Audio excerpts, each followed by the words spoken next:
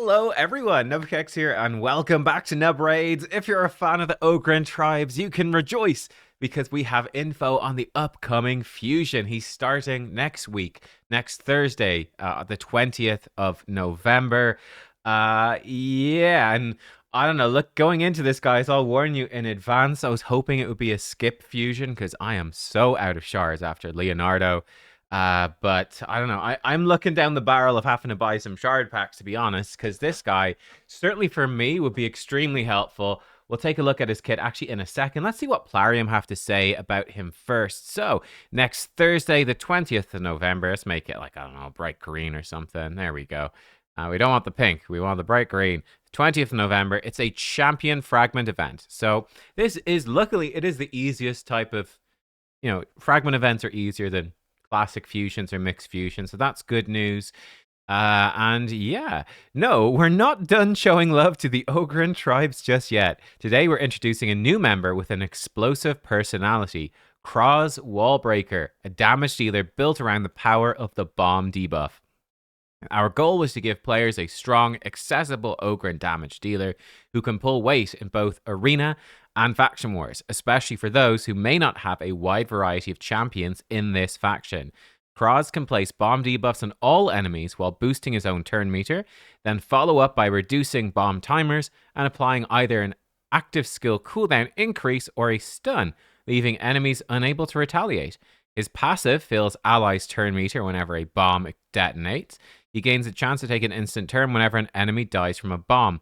This makes him an excellent partner for other bomb champions. Even if his own explosives don't land a killing blow, your team will still benefit from every detonation. Okay, let's take a look at his skills. Let's see what's going on. So he is a Spirit Affinity attack-based champion.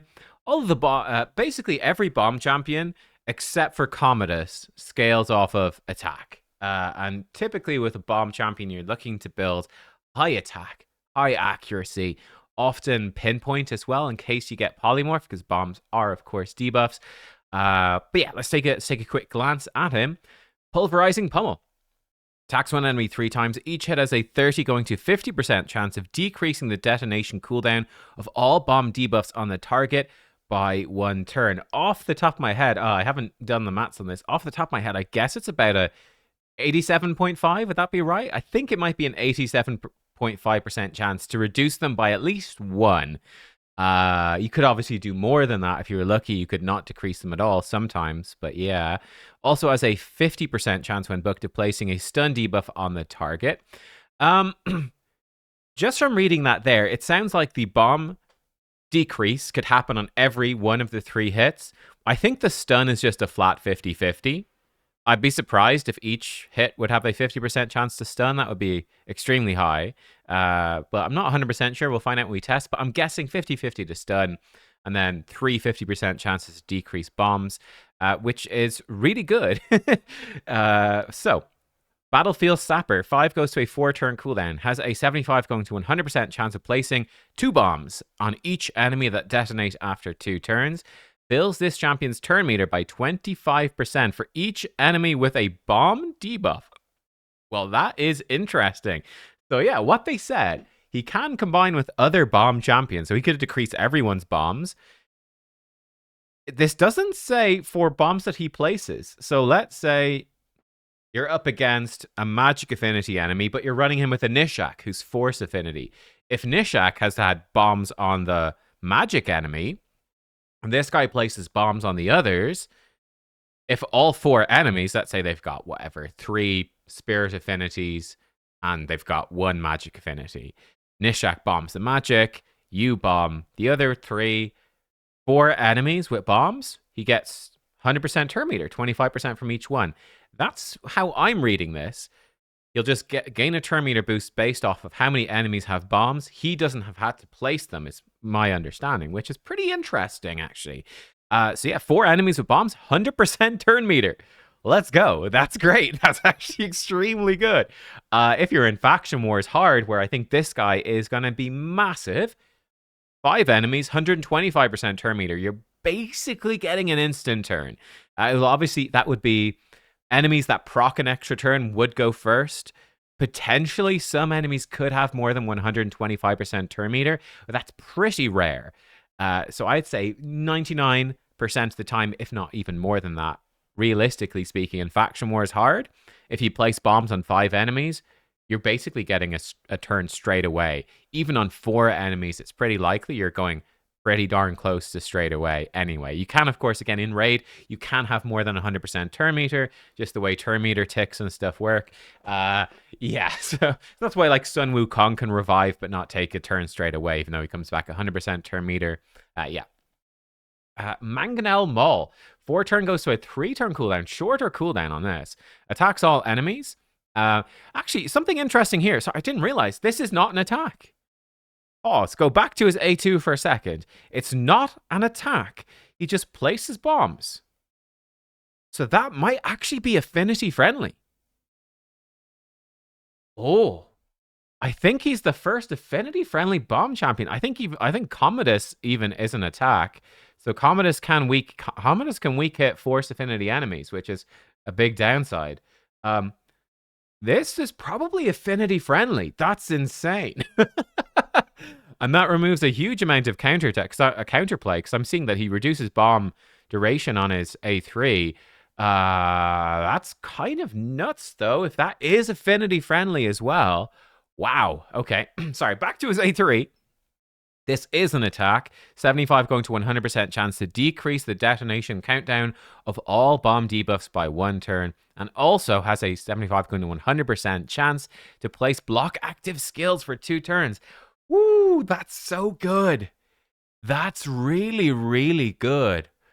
Bomb Breacher fills all allies' turn meters by 5% each time a bomb debuff detonates. Has a 20% chance of activating an instant turn effect on this champion whenever an ally or an enemy is killed by a bomb debuff. And then a 30% attack in all battles. Wow. So, potential combos here which are very, very strong. Let's say you go in with a Nishak. Nishak bombs other enemies. It seems like this guy, he will give you an affinity-friendly cover to cover the enemies Nishak doesn't do. Now, if Nishak can reduce bombs to 1 turn if he lands his A3, A2. When he then reduces it by, he should instantly activate the bombs. I'm very curious. Let's say he hits an enemy that Nishak has hit, puts the bombs to 0. Will he block active skills after the bombs explode? Or will it sort of be like, okay, well, they had stone skin, it doesn't count. This is what I'm thinking. If they have stone skin, he could potentially blow up bombs on, let's say, a Galathier. Blow up the bombs through the stone skin, really injure Galathier. Galathier survives, but then he lands the block active skills right after. Maybe that might actually happen. So that is potentially very, very good. Yeah, that is really strong. He's got a clear 1-2 punch, 2 bombs on all enemies, reduce them by 1 turn. Now you've got 1 turn bombs on everyone. Definitely there is some counterplay. He's a bit weak against magic enemies where he won't be able to decrease their bombs fully. Now what you could do potentially is just A1 the magic affinity enemy and try to trigger that so if they have something that can cleanse that's magic, so like an Elva Autumnborn or something, you could potentially do that. Obviously, bomb champions in Arena will really struggle massively against enemies with feral sets, especially if they have Lightning Cage. You're really in trouble there. And there's no real way around that. You're just massively, it just sort of counters you. Lightning Cage feral, what can you do? They've got a 75% chance if they're 5-star to protect their block debuffs from removal. You can't bomb through block debuffs. You're just screwed. But yeah, we will see. One thing that's interesting that you guys might not know is that Nishak, who's the other previous fusion bomb champion, Nishak actually hits very hard. His both of his attacks are AoE. He actually has very high damage multipliers. So I think, for example, Biohack, I think he's quit Raid a while ago now, but he was a streamer for a good while, did lots of live arena. I think he even built like a crit damage Nishak for a while, who was just 100% crit and he just nuke people, which is kind of hilarious. But yeah, this is obviously extremely good. And again, something that could happen, let's say you bomb enemies, but they have got a magic affinity in there, but then you blow up potentially the others, he can get an instant turn. So if they start taking turns, he might get an instant turn and then be able to come in and A1 the magic affinity enemy and then blow up their bomb as well. So there's a lot of stuff going on here. very spicy.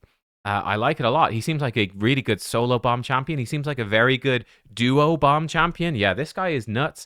And the final thing to say that is massive for Faction Wars hard, block active skills is stupidly good. In fact, for Arena as well, it's stupidly good. This will stop, for example, Leonardo doing his A3 attacks. Just won't work, right?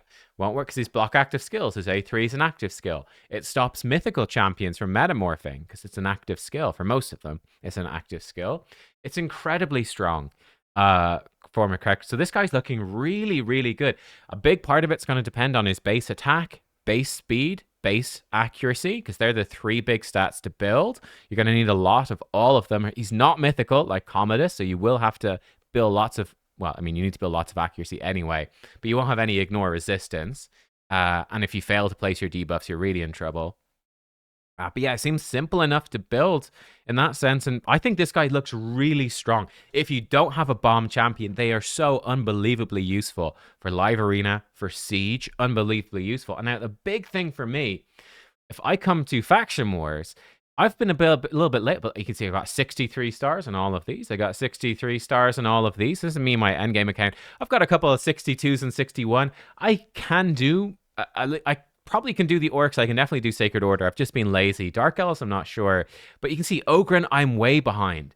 Ogres are very, very hard to do well with in Faction Wars hard. And one of the big things for the ogres that's tricky, they do have a stage 11. Defeat 10 plus enemies using bomb debuffs. 10 enemies. There's only 15 enemies in Faction Wars hard. You need to kill 10 of them with bombs. Who do they have for bomb champions in the ogres, I hear you asking? Well, there is War Mother. So she's got 2 bombs, extra damage against bosses. Cool. She can instantly detonate all bombs if she has increased attack. Great. So she's a really strong option. I think it's still fairly tricky even with her, but it's doable. But if you don't have her, this guy's going to be massive. There is Galcut as well. He can place some bombs, but he's got no way to decrease the duration. He only places 1 bomb AoE. I mean, obviously 1 bomb AoE versus 2 on a legendary champion with legendary stats and bomb decreasing. And even the combo, you could run him with that guy. It's going to be huge for doing that stage. In fact, it's going to be huge for doing a lot of ogres. I think for a significant number of players, Ogryn Tribes is going to be by one of the hardest of these Faction Wars and Faction Wars hard. They've been buffing ogres like crazy. It's something we've been joking about. Pretty much all of their Void legendaries at this point have received ridiculous buffs. But again, there's still a tough faction if you don't have those Void legendaries. Getting a Fusion legendary is absolutely huge. And yeah, he specifically helps with what is otherwise a very difficult stage. And yeah, he can also help you a ton with these other stages. So defeat enemies when they've no buffs. He doesn't have block buffs. But he can one-shot people potentially with bombs. He can block active skills on a three-turn cooldown block active skills. Basically makes him one of the best control champions for Faction Wars hard in the game. You just block active skills. What can they do? Very little, unless you weak hit. But that's crazy good. He brings actually 3 debuffs, which is kind of nice. Yeah, I think he's quite juicy for all this sort of stuff. One thing, there was one stage there that you needed an extra turn. I don't know if that counts. Someone let me know. Does anybody know? What's this? What was it, 5 extra turns? Now, you could just use Relentless sets. It's not the worst, actually. This is easier than it seems. A couple of Relentless sets and bam, you're away. But I don't know if his instant turn, when bombs detonate, counts as an extra turn. Do they code instant and extra turns as the same thing? They're very similar, but slightly different. So I don't know. Confusingly different, even, I would say. Why are there 2 different things? Very confusing. But yeah, he has an instant turn. Will it count? I don't know if it will count. But yeah, I think this guy looks incredibly good. Yeah, that's my thoughts right now. Is this a fusion you want to do? Absolutely 100% yes. Now, yeah, the rough thing is, this is where it's rough. I have 13 void shards, 0 voids, and 0 sacreds. Uh-oh. We have a whole week, obviously, to save up, but we'll probably be going straight into a summon rush event. Now, I can do it with my primals. We are expecting 2x primals.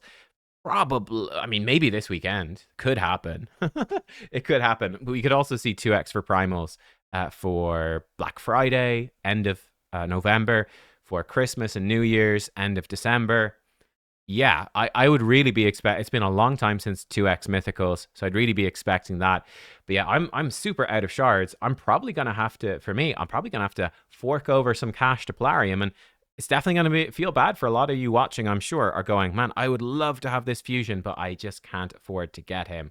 But if you are a spender, or if you do have some resources stockpiled, if you get lucky, you've got your monthly quest coming up. I think Doom Tower's just refreshed. There's a couple of shards in there. This guy would definitely be well worth considering. I'll break down the fusion plan when it goes live. I'll obviously bring you a showcase of this guy. But I think this is a very high priority fusion. Bombs are incredibly useful. Yeah, for any PvP content, having good bomb champions is massive. And yeah, especially if you don't have Nishak, this guy's really good. Even if you do have Nishak, the potential for running them together is pretty juicy. And I mean, for Siege video coming soon. But like, I've got 4 attack scrolls against. It's fun. It's Cthulhu versus Cthulhu right here. um, but yeah, as Siege keeps expanding, having a big roster of bomb champions is very good. I think he's one of the better ones. One of the key things with bomb champions is to have a way to decrease bomb cooldowns, which is bomb detonation timers. That is essential. Bring the bombs to a 1 turn.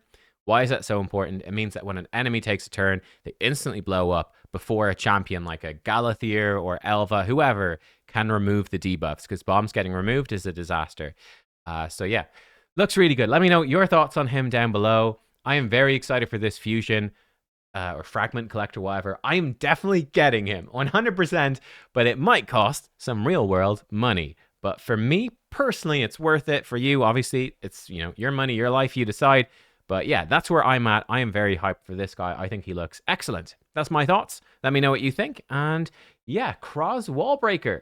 Pretty cool. I'll see you guys next time. Thank you for watching, and goodbye.